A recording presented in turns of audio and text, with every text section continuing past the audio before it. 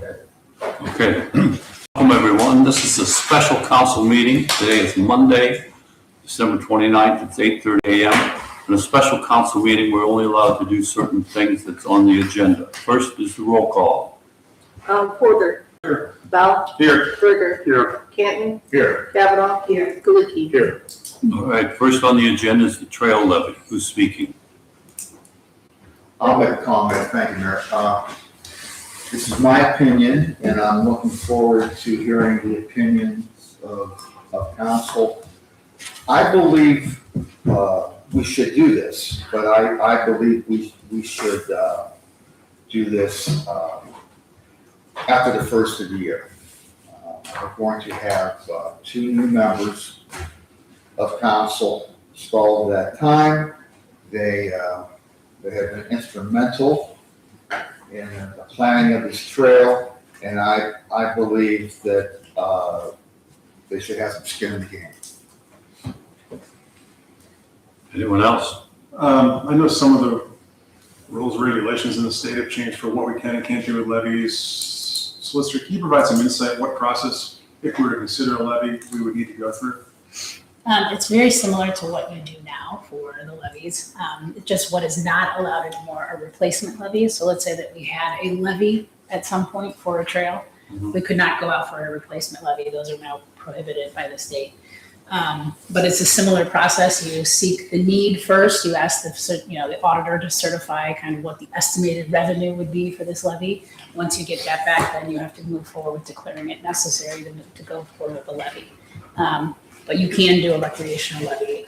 Those were at first in the previous budget bill, they were prohibited to even go out for a recreational levy. But then the governor vetoed that, and it has not yet been overridden. Okay. So they are allowed to go out for trail levies. How much more time is there until the veto is permanent? No, it's not. It's They don't have- they don't correct. They have timeline not. where They could put it back and maybe introduce it again as a I didn't law. know if the General Assembly could supersede it by voting. They could, but they never did. So I don't think that they can. I think it's past the time limit. Past They have to time. now introduce, I believe, new legislation. Perfect. I think the finance committee was just wanted to bring it up now so council would have enough time to think about it. And then, but they would like to do, if you were interested in that, start the process in January because it is multiple steps. Okay. So when would the vote go to the public So if we were to agree with this? you could do it in the primary. Is there a May primary? I May, yeah. May for sure. There is not this year? There is. Okay, and then you could do it at the primary election, you could go out for a special election, or you could wait till the November election. Of them all, the finance committee thought the November election would be probably the best because it would provide ample time for council to consider the potential need for this levy and to take the steps that are necessary. But ultimately, the trail committee recommended the south side path, which is estimated at 1.8 million. And the grant is $800,000, leaving about $1 million left for the village to pay. And with our current budget situation, the Finance Committee felt that a levy might be appropriate to finance this project without dipping into the village reserves. So with that in mind, and also that the actual cost of the path might be more than $1 million for the village's share, that a levy would be the proper way to finance it going forward. That will ultimately be the decision of the council that takes office January 1st, rather than the current council. So, Mark, you did mention that the actual cost could be more. Yes. So we're probably talking about any property acquisition type things or, right-of-way issues. And, would we have to go forward to say it's a levy for X amount of dollars? Yes, I don't think you can do an open-ended levy. So the 1 mil would just be a starting point. Well, again, what you do is you ask the auditor to give you an estimated, estimation of what the revenue would be at a certain millage. And you can do multiple, ask the county auditor at 1 mil, 2 mil, 1.5 mil, that sort of thing, to get all these different, see what the amount would be. And then from there, you move forward to declare it necessary to go out for that specific levy. Thanks. it would also be probably higher voter turnout in the November election, presumably, than the May primary election or a special election. So with that in mind, Finance's recommendation would be, if the village is inclined to do this, to be on the November ballot rather than on any of the other ballots that might be coming up. The only concern I have is that if we wait till November, we continue to incur costs in the development of the plan without having a certainty of being able to fund it at some point. If we go in May, then we find out fairly quickly. I mean, if the voters say no, that kind of ends the project at that point. And we don't continue to have another 6 months worth of costs. Well, certainly council could delay any further costs until the voters speak on the issue, rather than continue to incur costs. However, we have incurred significant costs up to this point with regard to the trail, just from the engineering point of view. Daniel, my recollection is it's around $50,000 or so that we've spent or have spent or are obligated to spend. Yeah, I mean, we have a lot of, I don't know an exact dollar amount, we just have a lot of expenses so far, and then, to the administrative costs and the third-party reviewer, those are not covered by anything. So that's not including that 1.8, so there are a lot more costs coming, that won't be covered. So what I'm saying is the project could essentially be put on hold until the levy is either put on the ballot or put on the ballot and voted on. I have one comment on it. I can't even drive down Bell Road West without looking at both sides. And I still feel the south side is the wrong way to go. And more than ever, you impact far fewer properties if you're looking at backyards, open space, if you stay on the north side. And I'm so set in that if we go south side, and I may just say, no, I don't want to. Be aware. You want continued discussion? Or do we have a motion? There's no motion. Motion for what? Okay, are we gonna have one? None of that. No motion made. Okay, anything else on the trail levy that people would like to say? All right, we're at the third-party reviewer, Bell Road East. I'll take that. Okay. Third-party reviewer, we met with Structure Point, the only engineering company that was interested after notifying the public that we wanted bids for our third-party reviewer for the Bell Road East property. We met on December 2nd with Kelsey Morton, who was the point person, and Mr. Mons, and I've forgotten the third man's name. This is an ODOT requirement not known to us because it just started in 2024, so relatively unknown. And what I found out, just looking things up, is that Eric must have done a really good job as far as adding to our point system to get the most money that we could, because the more you involve, OPWC and loans, this is why we have this. So the flip is, if South Russell was funding this on their own, we wouldn't have to pay for a third-party review. So it's a lot of money, but it's probably in the long run less than we would pay if we had funded Bell Road East ourselves. There was a schematic that was sent to Structure Point, as an own firm. The mayor sent a letter asking for their bid. We still didn't know the cost on December 9th. We hadn't heard back. I called Kelsey Morton on December 17th or 18th. I hit her voicemail. She called me back on the 22nd. And my main question to her was, since we found out it would be $32,000, can they do less? because we don't actually know. We know what she said they do, but we don't actually know the process that's tied to us. So the only thing she could, and of course they're well aware that they're the only bidder, the only thing she said they could do is bill for hours worked as opposed to lump sum.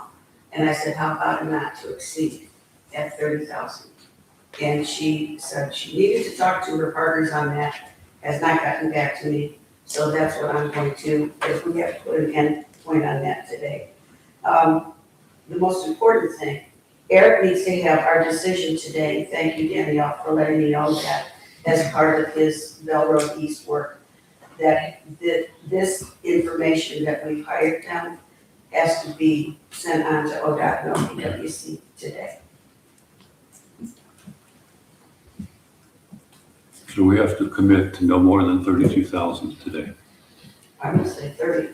Well, as a note, I read the contract and it says it's an up to $32,000 amount, but the billing done is on the back page of the appendix, which shows that the project manager would be paid $260 an hour, senior engineer $195 an hour, project engineer $165 an hour.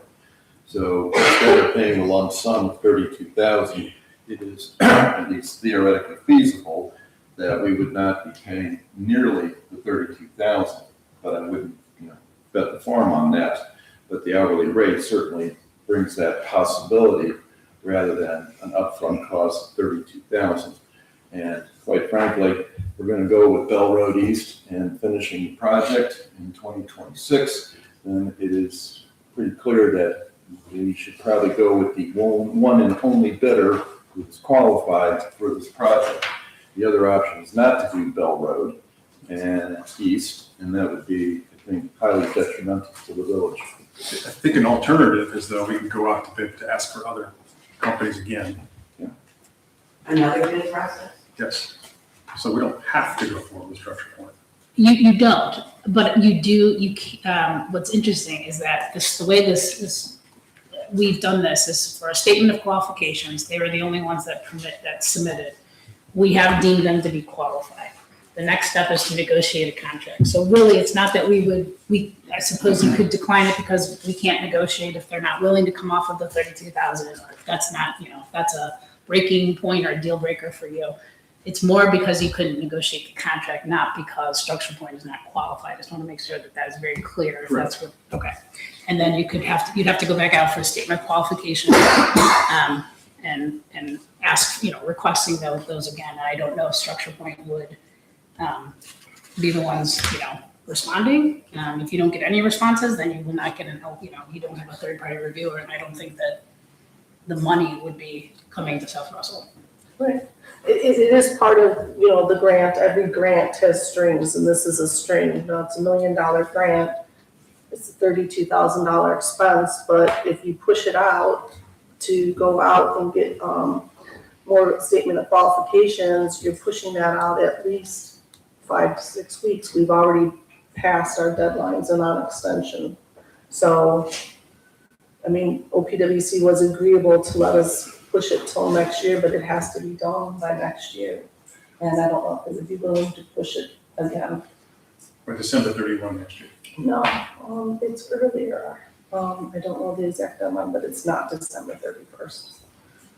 It might be July. Mid-year. Yeah, is it fiscal year? Their fiscal year? Yeah, their fiscal year. Okay.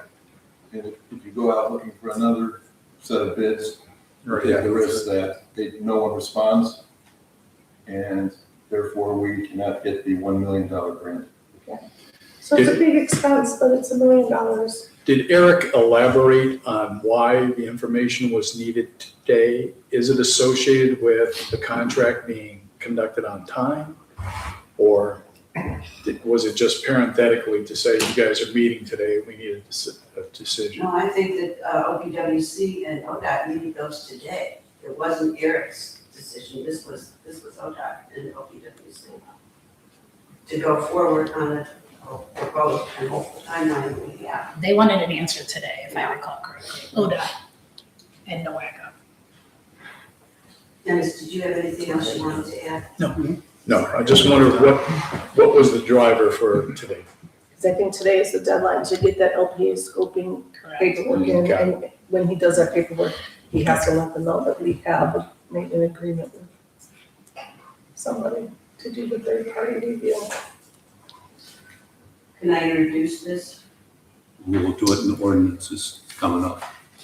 Okay, and keep in mind what we would, if we are going to move forward, we also have to authorize and designate a person who's going to be the point person for the village. We are what's considered the LPA in that.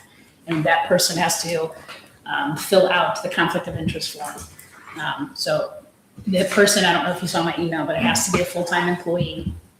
And they have to be kind of the person that's going to make certain calls. And yeah, it will come to council for certain approvals if there's change orders or something like that. But at the end of the day, we've got to have somebody who is going to be the designated rep, the point person for the village.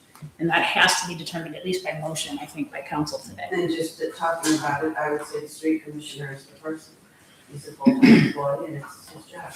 I would agree with that. I mean, the other options are Danielle or the chief, really. And since it's a street job, it seems the street commissioner would be the right one. So for the conflict of interest, Ruth, you could make a motion that the street commissioner be appointed as the, Under contact.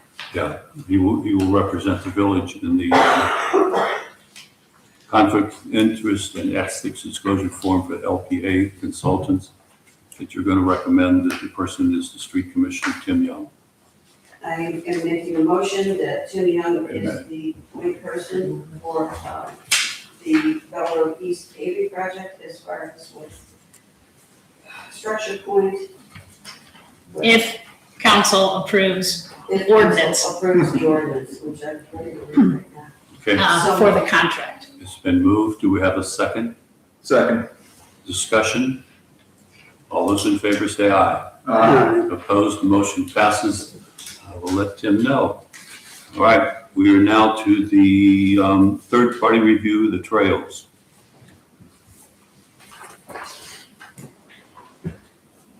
Who put this one on? That's what you just talked about. Well, no, we talked about Bell Road East. Oh, Yeah. The concern was until we finalized an agreement with Structure Point, why would we should be interviewing, again, trying to get competitive bids for a TPA for the PATH program. we did that. The only one that we got was structure. Structure Point. So you can do that again. Okay, well, okay, so, Recast the net. yeah, I mean, don't we have time to go and ask? I mean, I made a phone call to ODOT, to their help center in Columbus, and asked about third-party administrators, and they said, oh, yeah, we got 133 of them in the state. And it was like, well, okay, you know, how do we get to them?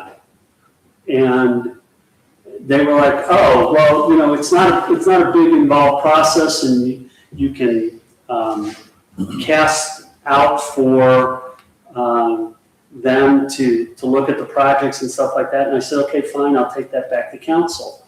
So I'm just like, why aren't we getting competitive bids? I mean, what's the challenge here? How was this posted? So it's a public announcement that gets posted and it goes to certain design firms.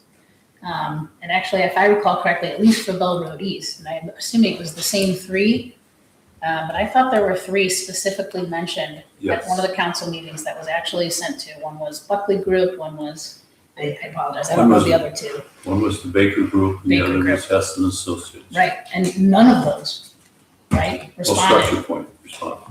But, well, the three that you just mentioned, I didn't hear Structure Point, that's what I'm saying. So Structure Point was the only one that responded. Is Baker Group Structure Point? I apologize. No, so No. that's what I mean. The three that we actually specifically, you know, we also put that out. We had to notice and publish it. Yes. It's also on our website. But we also went to 3 specific design firms, and none of them provided any statement of qualifications. And I'm related in thanking Chris Berger for making that call to ODOT, thank you. And I emailed them at the same time and never got an answer back. I just think the people, Sure. engineering people don't, either they're not interested or this is so new, it's just not looked at. Can we send, if we reopen, to every firm that's listed with ODOT in the Yep. state? There's Absolutely. no conflict there? There's no conflict, no. Danielle, who was the response to that request supposed to come to? The responses of the, thing came to me. Okay. But I mean, really, I mean, I would have to get the list. I don't know who would get that list, myself or the street commissioner, and then we can send it to everybody on that list and re-advertise it. You do? Well, aren't we putting the cart before the horse here? The council hasn't decided on the trail path to begin with. And it seems to me that if council goes forward with that designation, then puts the levy on, then does all these other things, only then, once the path is identified, would you need a third-party reviewer? Because right now, we don't have a path to show them, other than what the engineer has provided. So do we need to go with structure point for the trail now? No. I don't think so. And down the road, perhaps we want to go out to all 133 possible engineering firms for this third-party reviewer when those other items have been addressed first. Yeah, there's no hurry on this. Yeah. I would recommend letting Structure Point know that you're, right now, not moving forward with evaluation as far as whether or not they're qualified, and that council is considering of, making another request for qualifications in the future if the path is approved and by council. Right. I just wouldn't leave them out there just to wait. Okay, so structure point could be informed that they're the third-party reviewer for the Bell Road East project if that ordinance passes today. And then at the same time, the village is not in a position to find them qualified for the trail project, since the trail project is at its very earliest formation. Right, you can just let them know that it was maybe premature that we went out for the Right. qualifications. Okay. And who's going to do that? Who's going to take care of communicating the structure point? I'll do that. All right, third-party review trails, I'm done with that topic. Okay, increase for Chagrin Valley Dispatch for 2026 for fire.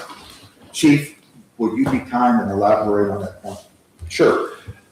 If you review the email that I sent back in late 2024, when CBD reconfigured their billing model, I contacted the finance director, Andrew, to find out what our expenses would be for 2025 for fire dispatching only.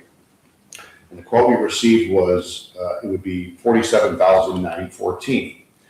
At that time, at our October 28th budget meeting, we knew that CBD was going to increase their rates in 2026 by 2.8% and then in 2027 by 3.2%. So as you know, we couldn't get out of the contract early. We had to pay the full amount for 2025, which equated to $88,145. So for fire only, for 2025, we were talking $47,914. I sent an email to the finance director asking if I included the 2.8% increase for 2026, that would give us a grand total of $49,256. He responded and he advised me, you better figure 5%. So 5% put us at $50,310. And I had this conversation back in May of this year, May, June. I figured the 5% in, which equated to $50,310, and we budgeted for $51,000 for dispatch services for fire only. As I was working on my 2026 purchase orders, I contacted CBD again. I wanted the exact figure so that I can pull a purchase order next year. They came back with a new total, $55,510, which was a total shock to me. I had no idea that it was gonna go up that much. They quoted me 50,000, a little over 50,000, and it came in at 55,510. I asked for some explanation as far as why it went up that much back on December 19th. I haven't heard a word since. So that's about a 12% increase. 12% increase. And I figured if we were to remain there, you know, with police and fire dispatch, we would be at that, almost that $100,000 mark. So 12.6%. Do we know if this was a graduated increase? Did the other communities have this increase? Do we know? I don't know, but I thought I did a pretty good job staying in contact with them the entire time, making certain what our price was going to be for 2026. And I did the best I could, and it still came out well above what we budgeted for. Mayor, you had a December 15th meeting at CBD, is that correct? I would assume so, yeah. Okay, was this discussed at the CBD meeting? No, not that I recall.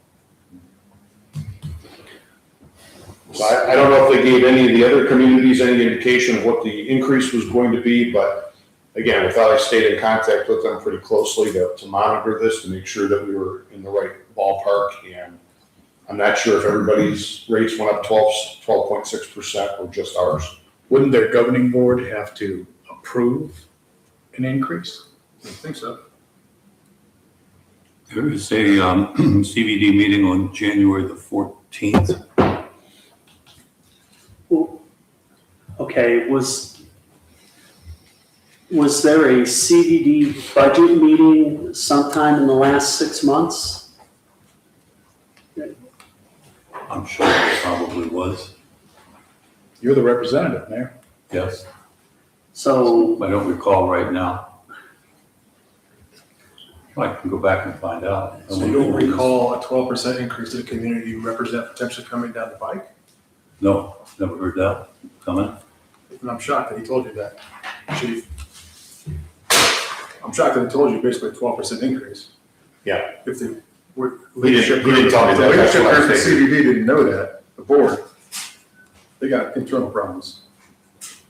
If someone's out the road, being rogue and setting increases, Well, they already established the fact that it was going to be 2.6% in 2026, and they blew that out of the water completely. And then in 2027, it was supposed to be 3.2, and I did make note of that in our October 28th budget meeting. So we knew what was coming, but yeah, this is completely different from what we were expecting. Well, once again, make this comment, pardon me, several times throughout the years. There seems to be individuals throwing darts at a dartboard with percentages, and they are not communicating with us. Why? I mean, if there's going to be an increase, that's fine, but tell us why. Where's the money going? Why the change from 2% to 5% to 12%, and that's just for 26. Right. 27 may be higher, we don't know, but from a practical point of view, CBD is the dispatch for fire. We have to have CBD because we have Chagrin Valley Fire Department. So looks to me like I'm stuck. There's no alternative. Even if there was, we'd have to stay with CBD because we're with Chagrin Fire. And I'm not getting any response as to why it's gone up that much. Chief, do you know if CBD is a public or private entity? I don't. You don't know, Solicitor, do you know? They're private, They're private, yes. so we cannot do a records request from any. No, but you certainly can ask for records. I mean, they take meeting minutes. I mean, aren't you the secretary, Mayor? Yeah, so I mean, they definitely have meeting minutes and they have, their books are supposed to be open to any of the, communities that they dispatch for. So you certainly can ask for any documents. Now, it's not necessarily a public records request, it's just a request to look at any of their accounting and any of their records, and you certainly can and should. okay, but our mayor sits on the board, the governing board. It takes minutes. The governing board, if the governing board hasn't approved this increase, then there's more problems. If they have approved this increase and a member of the governing board doesn't know it, that's a significant issue for us. Let's dig to the bottom here and have some answers on January the 5th. Well, Daniel, the village is eventually gonna have to amend the budget to account for this increase, right? Correct. And that'll have to be done fairly early in January. Once I get the year-end, cash balances certified, then we can amend, so hopefully by the second meeting in January. Okay. I mean, it's like a, I don't know, $7,000-8,000 increase. Five over what we were planning, but still, we're gonna need to amend the budget for that purpose. Okay. Something the finance might wanna take a look at next year, early. Well, the bigger issue is, you know, I'm sure that these decisions by CBD are not done in a vacuum. And we allegedly have representatives that are supposed to be concerned about the best interests of the village. And if it only serves to rubber stamp whatever the individual at CBD desires, then that individual that's representing us is not serving the village well. Anything else on the increase for the Green Valley Dispatch for 2026? Yeah, there's also a note from Andrew on December 19th that says, please keep in mind that Q1 invoice will be different from second, third, and fourth quarter, I assume, to compensate for the communities from Southwest joining CBD in February. So we don't know exactly what we're gonna get billed in quarter one and whether that's gonna be more or less because they've got communities joining CBD. The rule of thumb always was, and Danielle can confirm this, the more people that join in the group, the lower your costs Unless are. it should be. Well, That doesn't seem to be the case. Is that for sure these other communities are going to join? I believe so. Some have already been advertised, so. But that was their original argument years ago, right? As more people join, our costs would go down, but as we have found, as more people have joined, our costs are down. Correct. For example, when we left police services to CBD, that was going to increase the remaining agencies about $1,000 to $1,400 in addition to what they were paying because we left, because our $40,000 was being taken out of the equation. Everybody else's rates would have gone up by 1,000 or so. Seems like it also depends on what the community is. Like, I think when Euclid joined, that greatly increased the number of calls because of the population of Euclid compared to Chagrin, South Russell, et cetera. Yeah, call volume is a very small factor in their equation, but it is in there. They use population, call volume, number of entities on a channel. So it's a very complex billing model that I still can't figure out.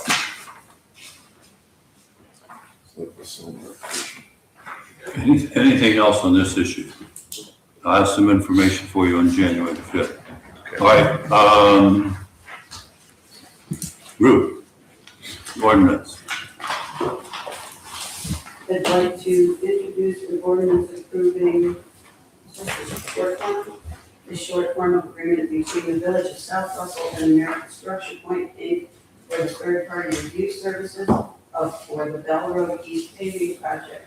Authorizing the mayor to execute the agreement on behalf of the village and declaring an emergency. So moved.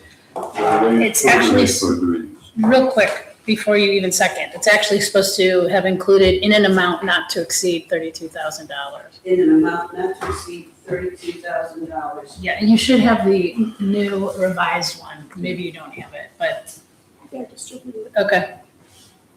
Did you want to waive readings? And move to waive readings. It's been moved. Do we have a second? Second. Roll call. Porter, Aye. Bell. Aye. Berger, Aye. Canton, Aye. Kavanaugh, I Galicki. move to accept, Move to adopt. adopt, I'm sorry, I'm not with it today. Second. Porter, Aye. Bell. Aye. Berger. Aye. Canton. Aye. Kavanaugh. Aye. Kaliki. Ordinance passes. Resolution of no confidence and no trust in the mayor of the village of South Russell and declaring an emergency. Chris? Yes, I'd like to make a motion to pass a resolution of no confidence and no trust in the mayor of the village of South Russell, declaring an emergency.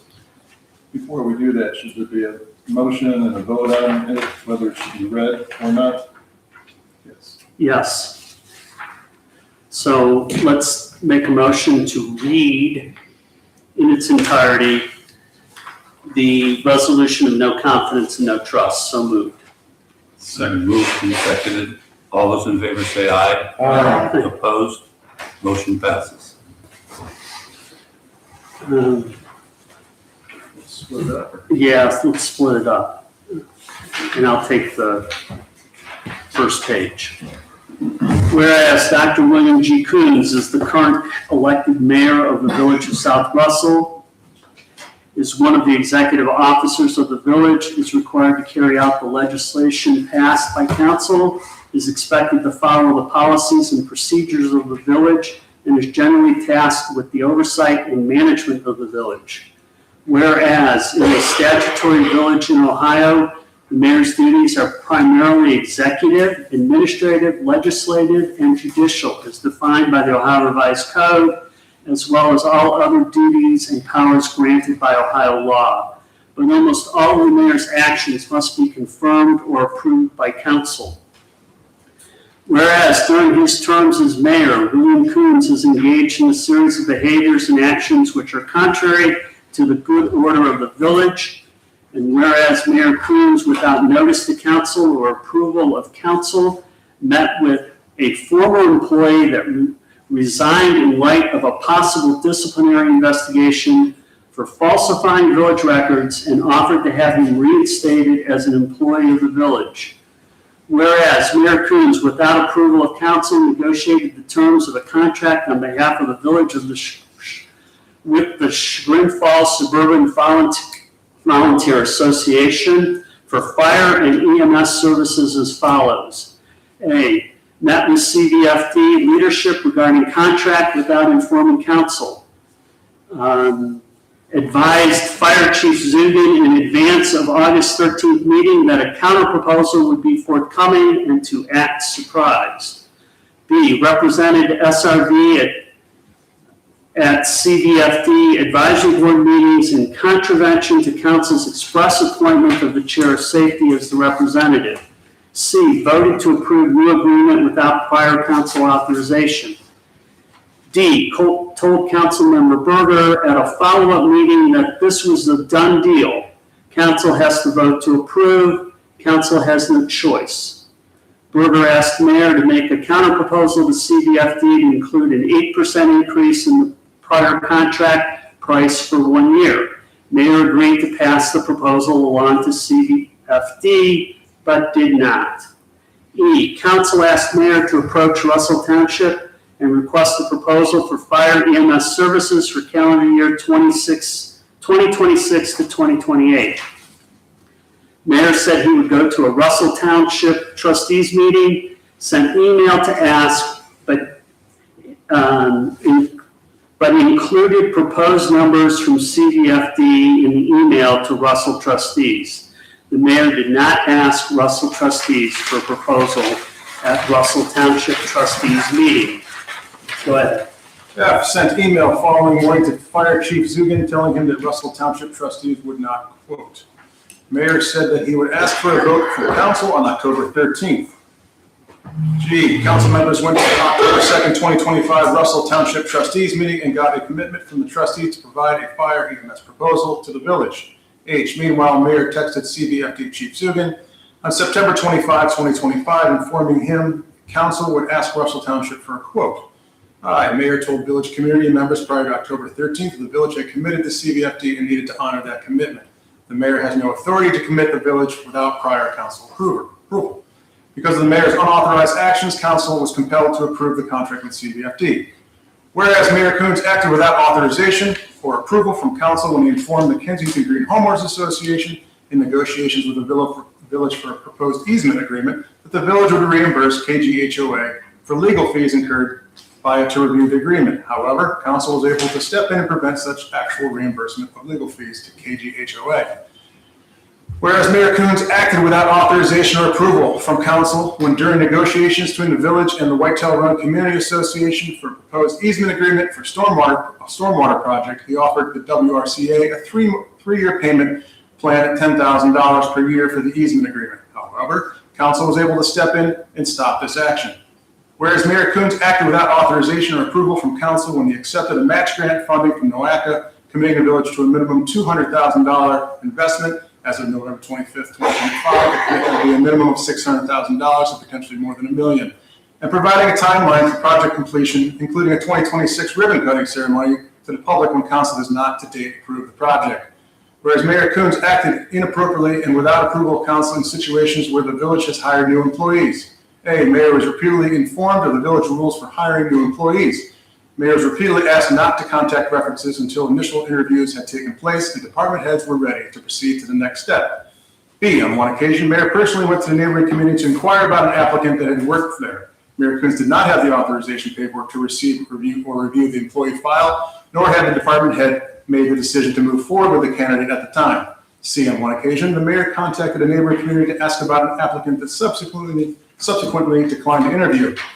D, on multiple occasions, the mayor took female applicants to lunch to interview one-on-one after being advised not to. Next page. Mark? Whereas Mayor Coons acted without authorization or approval of council by informing the Geauga Fresh Farmers Market that it may convene on village property without an agreement reviewed by the solicitor that included proof of insurance. Whereas Mayor Coons acted without notice to the park committee or council and without authorization or approval of council by committing the village to pay vendors in connection with the Fall Festival 2025. Whereas Mayor Coons disregarded the chain of command by directing village employees, contrary to the instructions of their department heads, to perform certain tasks, including disseminating confidential information and thereby jeopardizing an ongoing police investigation. Whereas Mayor Coons acted without authorization or approval of council by directing select village employees to be dismissed early from work and paid for the entire work shift, while requiring other employees to finish their work shift at their usual rate of compensation. Whereas Mayor Coons acted without authorization or approval of council when the mayor invited select village employees to village-sponsored events with compensation during such events and providing meals at the village expense. And whereas Mayor Coons was required by council to attend sensitivity training in the workplace at his own expense due to issues raised by personnel.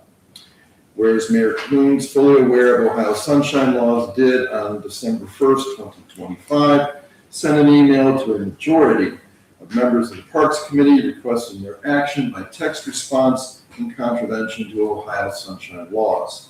Now, therefore, be it resolved by the Council of the Village of South Russell that, Section 1, the council members of the Village of South Russell have no confidence and no trust in the mayor to effectively lead the Village of South Russell. Section 2, the council members of the Village of South Russell respectfully and willingly submit this vote of no confidence to the citizens of the Village of South Russell. Section 3, the council members of the Village of South Russell urge the citizens of the Village of South Russell to consider the actions of the mayor going forward in light of this resolution of no confidence and no trust, because the citizens of the Village of South Russell deserve better. Section 4, it is hereby found and determined that all formal actions of this council concerning and relating to the passage of this resolution were adopted in an open meeting of this council, and that all deliberations of this council and any of its committees on or after December 2nd, 1975, that resulted in formal actions were in meetings open to the public in compliance with all legal requirements, including Section 121.22 Ohio Revised Code. Shall I continue? Go ahead. Section 5, that this resolution is declared to be an emergency measure necessary for the immediate preservation of the public peace, property, health, and safety of the inhabitants of the village, and for the further reason to immediately inform the village citizens. Wherefore, provided it receives the affirmative vote of at least 2/3 of all members elected to council, this resolution shall be in full force and effect from and immediately upon its passage by this council.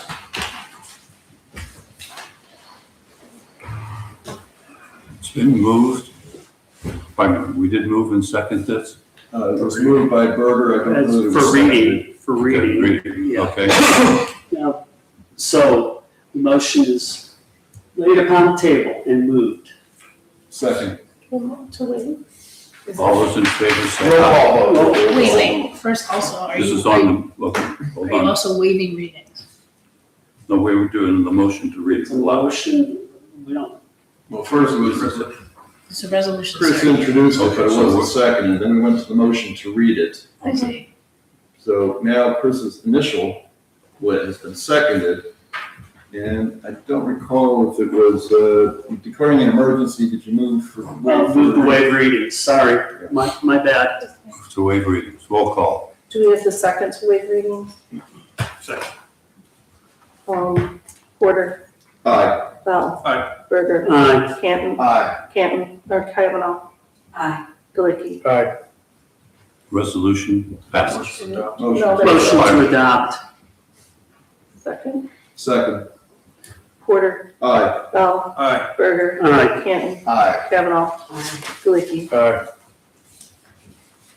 Okay, You have a response, Mayor? yes. Okay. I've always tried to do what is best for the residents. I look forward to addressing each and every one of these statements at the proper time. If anyone would like to talk to me about this or any issue, please contact me. There's a council meeting next Monday at 7. Before we adjourn, we have meeting on January the 5th.